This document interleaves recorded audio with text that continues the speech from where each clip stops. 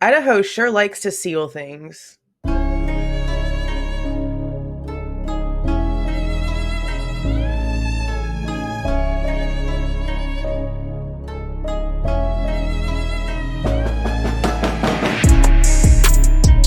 Hey guys, this is Jules with True Crime Reactions. Disclaimer. Everything stated in this video is my opinion and my opinion only. And just like everything else in these cases we discuss here on this channel, everything is alleged. Okay, so you guys know that have been here for the Megan Stedman story that I started about a week or so ago. I have not been able to find the charging documents for Chris Foyles' arrest, and I know why.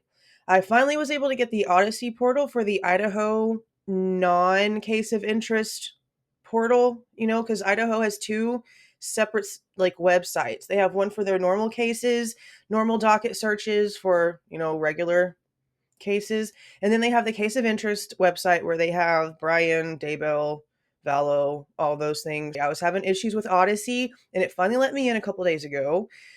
Yeah, the PCA is sealed on a confession. This man confessed, guys. Remember what I mentioned in the first video. And again, this is what it looks like. The link will be in the description box, okay? He confessed. The cops showed up after surveilling the RV. He walked out. He said, "Hi, I'm Chris Foyles. I killed my girlfriend. She's in the RV." Why the charging documents for someone who openly confessed is sealed, I don't understand. I don't understand. And this is a DP case, okay? Same weapon as the Idaho case, all right? I don't understand why it's sealed. I'm probably going to call up there and ask. I did some digging trying to find like a rule for why it would be sealed like that. And the only thing that I can find that has anything to do with the like 32I that you're going to see when I show you the page here in a minute, it's like a civil procedure, not a criminal one. And I'm curious, so I'm probably going to call up there and be like, "Hey, can you give me some information on why this is like this? Because I'm hella confused. The man confessed. What's the point?" We're going to go over this article, but just a few little pieces. Now, Kelly Dean did send me this article whenever she started sending me information. And by the way, I do want to give a huge shout out to all of you guys who reached out wanting to help her get her video up on her channel. She finally got it up. It's really, really good. I'll have a link for it in the description box. You guys go check it out. She did really, really, really, really good on it. There's a lot of information. And remember, she's spoken directly to Megan's sister, Maria. So yeah, go check that out. And again, shout out to all of you guys, all of my subs, all of the viewers, and the few creators that reached out. Awesome. Thanks. Now, this article is where we found out that Chris is a native to Moscow, Idaho. Okay. So that's the part that I wanted to show you. But also, in the very first video that I did, I mentioned to you guys how he attacked her. Like, it's like three separate times, it turns out. It's like three separate events of attack. Because he originally stabbed her in here, like I don't know where, but it was the neckish area, and then again in the chest. I guess after he realized what he did and like adrenaline started going, he just went and changed target. And then at some point later, okay, we don't know how long, but later, she was moving again after he thought he had already finished her off, okay? And so he goes and he attacks her some more. I did not realize that this article had the details of that. And if this is any sort of like inkling, I guess is the word I'm looking for, any sort of foreshadowing into what's in the charging documents, then maybe I understand why they have it sealed. It might just be too graphic, because that's possible, right? Do they have the, morality or like the I'm really trying to figure out like a word for this. Do you think that they would seal it to save the public from the details if it was bad enough? I don't know. I don't know if they're like, how a parent shields a child from certain things? Would they shield the public from this? Serious question, because I'm honestly curious. Like I said, this man confessed. I don't understand the point in sealing it. Right here's the statement right here. Foyles, originally from Moscow. Okay, I just wanted to show you guys that. Now, this is the poster that was originally going around, and I do want to let you guys like know this because I didn't mention this in my original video. The dog, the cute little doggy right here, is missing. Okay, apparently the dog was not found at the scene whenever they arrested him and found her body. So there's no telling where the dog is. We don't know if she actually left with the dog, like if they left with the dog, if the dog was abandoned somewhere. If they had the dog the whole time, then the only thing that I can really think of is after he attacked her, that maybe he had to get rid of the dog because A, he probably didn't want to deal with her dog, and B, the body and the dog probably wasn't a good mix. I don't know, but they didn't say that they found like the body of one, the body of an animal. I don't know. But yeah, Kelly made it very clear in an email that the dog, Callie, is still missing. So anybody in that area, in the Idaho Falls area, anywhere around that, like that Walmart in this that we went over in the first video, if y'all have seen this dog, I guess let me know. I'm curious if anybody in the area has seen the dog. Maybe animal control picked up the dog. I mean, that's the best case scenario, right? But if we go down here, right here, okay. Remember, according to his timeline, Chris Foyles is telling the police that they got to Idaho Falls around December 22nd. Now, he lived with her body for 21 days. He wasn't arrested until January the 12th.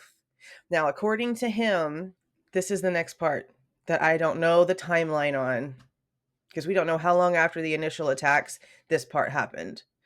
Foyles said he later heard Stedman using an object to hit the back window of the RV. So he allegedly, again, in the upper back area several times until she stopped moving. So at this point, she's been with a blade in the neck, in the chest, and in the upper back. Okay, and now we also have to keep in mind that they took him in front of a grand jury and they indicted him on now 3 charges. So he has a murder charge, he has an enhancement for the knife, and then he has another charge for destroying evidence. Again, that might be why the PCA is sealed. It might just be horrible. I don't know. But you guys remember, and if you haven't, again, this map time little situation that I'm about to talk about is in that first video. We pulled up the map for Walmart, and then we pulled up where the 911 call was dispatched to for whenever they found the RV, and it was across the highway. So Walmart's like on this side, and then there's a highway, and then they were found on this side. Well, in my, just thinking, which is kind of like, I mean, he's a meth addict, so maybe this isn't like too like out of the realm of like stupidity. You attack her and you stay in the Walmart parking lot is what it sounds like to me, because there's a possibility that she mustered up enough strength because she figured out they were still in the Walmart parking lot and there were people walking around and employees getting baskets and all the things, right? And so she was trying to like get somebody's attention. And it could have been because they were in the Walmart parking lot and she was hoping that somebody could hear her tapping or hitting the window and save her, call the cops, do something. But then whenever he attacked her, I bet you that's whenever he moved the RV to that other side. I mean, it is possible that she was doing all this whenever they were already over there, because over there is just like a UPS distribution center looking thing, according to the map. Not a lot of like people would just be walking around like they would in a Walmart parking lot.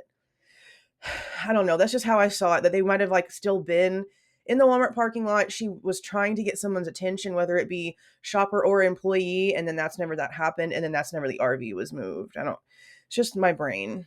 Okay, so here's the original. Okay, there's 2 case numbers, and I finally figured out why, and it's because everything changed. I don't recall if the case number changed with Brian Kohberger's case once they brought him in front of a grand jury, but it seems like, I don't know, I have to check the dates on this, but I don't know if the charges were added and then the grand jury, or if it was the grand jury and then the additional charges added. I'm going to have to go back and check. The thing about the PCA being sealed is it's only sealed on the current one. And the order for them to request this original one with just the original murder charge, the request for this one to be sealed, I'm going to show you right here. Motion to seal was denied. Okay, this one was denied. And then the case was closed on the 26th. See right here? Motion to dismiss was on the 26th. I sort of freaked out because I'm like, holy crap, why is there a motion to dismiss? We know it's not dismissed. He's still in jail, so I don't understand what this is for. I'm guessing it's just like the paper trail they have to use because the dates correlate with whenever this one became active and pending. Okay, so now see the 3 charges. We have the murder one, the enhancement, and the evidence destruction. Yeah, the details of this are probably going to be disgusting. That's all I'm going to say. And then, yes, right here, he has pled not guilty, which is another reason I'm so confused. Like, I get that, you have the right to plead not guilty, no contest, stand silent, all of the things, okay? but you freaking confessed. All right. You walked out of the girl's RV that you killed and confessed to killing her. I just don't understand the point of this. Like, regardless, he's going to be in prison for the rest of his life. So either he gets the death penalty and he gets to check out early from being in prison, or he gets to just live his life naturally to the end, but in prison. I mean, either way, he's never going to get out. Plain and freaking simple. Yeah, see, here's the 126 for everything. Okay. This is where I'm like annoyed. See this 32I? I looked for that, like I mentioned. The only thing I could find was a civil procedure rule, and that's not what I need here. I need criminal. So I will probably call. They might not even be able to tell me nothing. I mean, just give me the rule. Like, I'm just going to be like, can you cite me the ICR that says this has to be sealed and the reasoning, please? Thank you. We'll see. But yeah, completely sealed, and it's really annoying, and I don't like it.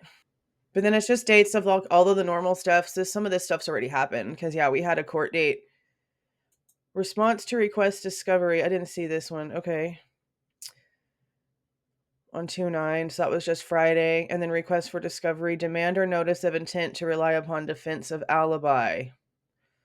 Damn it. And see, you can't click on it. It just does this. Why? Okay, I'm going to go on a couple different websites and try to find the documents for this stuff. But that's it for this part. Now, there's a girl, a woman, emailing me. She's emailed me back since this original email, and I haven't had the time yet to read it, but I'm going to today. According to her and her husband knew Megan. Her husband even helped Megan get the RV together and fixed, and is claiming that the RV was bought, I guess, after they met her.